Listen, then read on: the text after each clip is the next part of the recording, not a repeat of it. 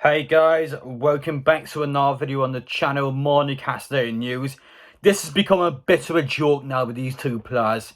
I've been quite patient on them. I had a couple of days off. I thought when I come back, just came back from my holiday, I thought, you know what, some things will progress on this.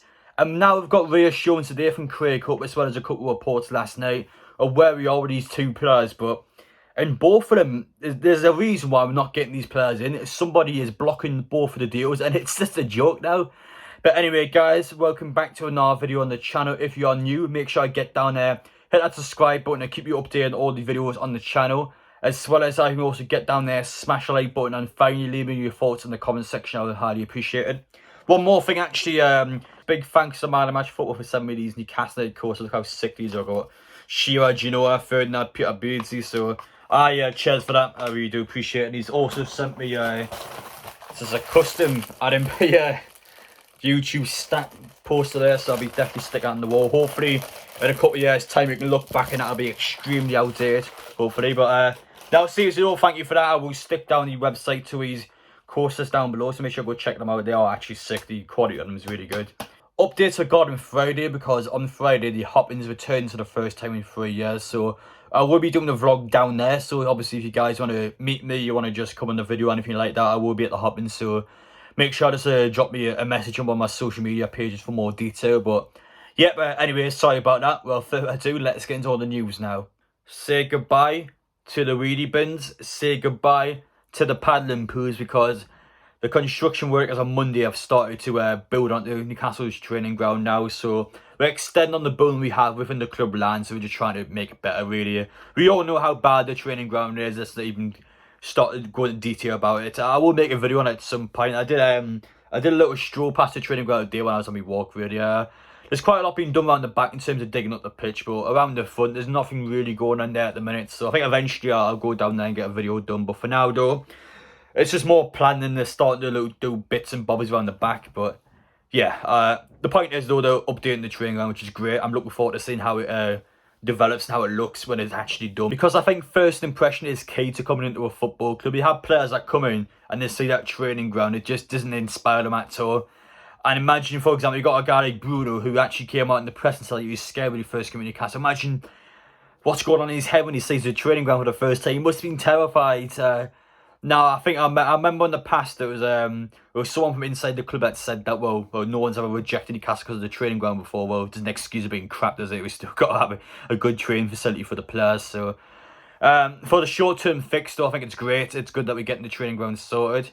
But yeah, you'll be seeing plenty more of the training ground this summer, don't you worry. The first bit of transfer news now is we're going to talk about the goalkeeper situation, because Newcastle are still looking for a goalkeeper. I'm confident we will sign one in this window. We need competition for the Braga, and we need to freshen things up a little bit. I feel like the competition behind the Braga at the minute is a bit stale. Darlow, I think, has had a pretty poor season. Woodman, again, I mean, I do see potential in him, but he's not really coming to fruition yet. And Gillespie, I mean, he's just enjoying his holiday, I guess. I don't know what he's doing there. But anyway, though, the PSG goalkeeper Oyoa, who of course was on loan at West Ham last season, I don't think I pronounced his name correctly there. He's had a stint of Fulham as well. He's had a lot of Premier League experience, and when I watched him, he is actually a really good goalkeeper. So West Ham have an obligation to his contract until the end of June where they can buy him, because obviously he was on loan last season, kind of like what we did with Matt Target. So the belief is that if West Ham don't buy him, Newcastle will go on for him after June, so the start of July, they're going for him. I don't know if they'll go for a loan deal or a permanent move, but the fact that PSG have about 8 goalkeepers, and again, this guy has Premier League experience, it seems like a bit of a no-brainer for Newcastle. But I imagine West Ham would buy him. I can't see why they wouldn't buy him. I mean, they got Fabianski, yes, but I still think they'll do the job, the French goalkeeper. So, but there has been quite a few reports coming out about the PSG keeper, so keep an eye on it. Fingers crossed, though. Dean Henderson looks like Newcastle has completely given up on him. Looks like he's going to Nottingham Forest from what Fabrizio Romano said today. So I don't know what's going on there. That was quite strange how that one transpired. Newcastle were 99% done according to the Manchester Evening News, and all of a sudden. And that's the thing of the transfer window as well. It will be quite unpredictable and things will just swerve like that. So keep an eye on stuff. But yeah, as for the goalkeeper, though, not bad. Not bad at all. Let's talk about the two signings now. We get off Hugo Ekitike.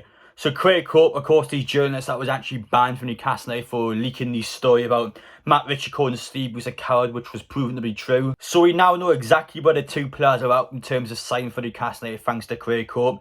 Here's what he said about Hugo Ekitike. So, of course, we already know that he's agreed a 5-year deal to join Newcastle United, and it's just within the agent section now. However, his agent is actually waiting out for Dortmund. He believes that Dortmund will come back in for him, so he's just outright just stalling the deal. Now, this is quite sleazy. Obviously, I don't know this agent personally, but obviously he's in charge of a 19-year-old. He wants to join the football club. He said it, he wants to join. He's happy to join, and the agent's blocking the deal to try and wait for another club to come in, which I don't think Dortmund's going to come in because they would do so already. They did try to sign him, yes, but eventually they backed off. And I mean, Newcastle wouldn't be in this position if Dortmund still wanted them. It's that simple. They had to have backed off. So, I mean, what's he waiting for now? Is he waiting for him to come back here? I can't imagine Dortmund come back in. It would seem quite odd for him to do so after walking away. So, I don't know what the agent's waiting for. I don't know if he's waiting for more fees from Newcastle or he's just stalling for time, hoping another football club comes in. But it doesn't look great to him. I mean, the player wants to join the football club. He's a 19-year-old lad. He wants to play football. And as a result, the agent is actually going to cause some distress to the player because he doesn't know what's going on. He has to get this move correct. This is the biggest move of this kid's life. And to Newcastle, the project's there. He'll get the game time due to our injury-prone strikers. He'll get the chance. We already tried to sign the player on deadline day back in January and he said no because he didn't want to relocate. But the interest has always been there for Newcastle. He's had a lot of time to think about it. So is the agent. And now he's still pushing for another football club to come in just to make more money. It's dirty. It's dirty. What's he doing? But yeah, I feel bad for Hugo Ekitike because he actually does want to move to Newcastle and he's being played like a fiddle. A 19-year-old, he's inexperienced and you could argue he's been exploited, but I'm not going to make these accusations. I'm hoping the agent cuts the crap out, really. Amanda Stevens should not take this crap at all. She will walk away if the agent takes a mick. We'll get someone else in. We're not going to wait around for these people to mug us off. We're not going to do it at all. You either come when we ask you to or we move on. That's simple. But yeah, I still think he will sign for Newcastle. I just think the agent's trying to make more money. If I'm being honest, that's just my opinion. But yeah, let me know what you think about this one. Quite a strange one. I don't like where it's sort of heading. This one should have already been done, in my opinion. And speaking of people trying to mug us off, I am getting sick of this Ligue 1 club. They did this in the January window multiple times, and they're trying to do it again here. So Craig Cope came out and said that despite Newcastle arranging a £30 million move for the player, now Lille wants 40 million, and we're back at this stage again, where the goalposts move and they continue to move, and people argue about this Newcastle tax. I wouldn't say it's a Newcastle tax. I would say it's more of a tax to just any team that has a big amount of money. When you have a lot of money to spend, these clubs will look for more money. But it doesn't make any sense. Lille have missed out on European football. They're in a financial mess. They can't afford certain players. The money's on the table from Newcastle. We want this player. Sven Botman has stated that he will leave this transfer window. He does not want to stay in Ligue 1. And yet, the club is still asking for more money. Why are they doing this? It doesn't make any sense. They want 40 million now. Newcastle, we're not ever going to do this. I'm seeing a lot of fans going, oh, you know what, it's only an extra 6 million, it's only an extra 10 million. They spend the money and we'll get our player. That's not the point. No, if we do this now, every single transfer will be the exact same. Every single club will look at Newcastle and go, oh, those were the mugs that paid an extra 10 million for Botman. You know what? Yeah, it's an extra 10 million for this player. Yeah, it's 10 million for this player. They do it every single time. If we do this for one player, we'll have to do it for every single player. Newcastle cannot make that mistake right now and do it. We have got to be able to do the price we want.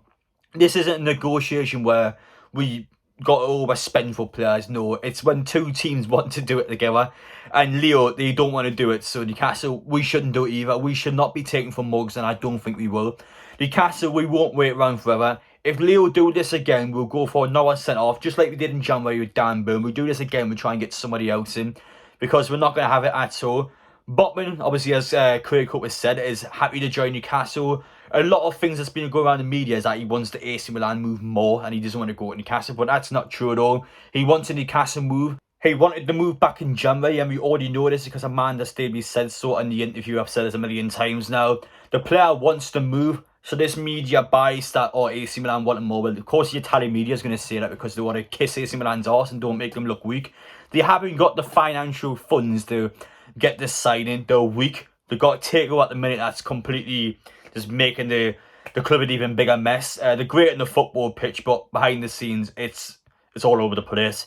Newcastle have taken great advantage of this deal, but Lille would not budge. They're doing this again where they're in a position and trying to move the goalposts. You have no money. How can you sit there and do something like this? It doesn't make any sense. You're not in the position to do that. The club's in a state and they won't back down. But I don't know why not. Just give us the player for 30 million. That is a good amount of money. It's not like we're mugging them off. That is a decent amount of money for Botman, but I want 40 million now. No. We're not doing this. We're not doing this. We will not be taken for mugs. This club will not do that at all. And this is something that Newcastle have to make a big, massive statement of during the transfer window. It's not just about the signs, but it's how we get the signs. We cannot and we will not be taken as a little pet where we just get treated like crap from all these different clubs. It's not going to happen at all. Newcastle United will not back down this window. The owners that came in, they will not be taken for mugs. That is it. But anyway, guys, let me know your thoughts down below. What would you do in this situation? What alternatives would you go for? For now, though, I mean, we'll come back for another video tomorrow, but I'm just getting a bit fed up with these two players now. I think Hugo Ekitike will be done shortly, hopefully. But, I mean, I know it's only a week into the window, but come on, I mean, what's going on here? Just get them sorted. Why the club has been so against Newcastle it's just stupid. But anyway, guys, let me know your thoughts now. See you on the next one.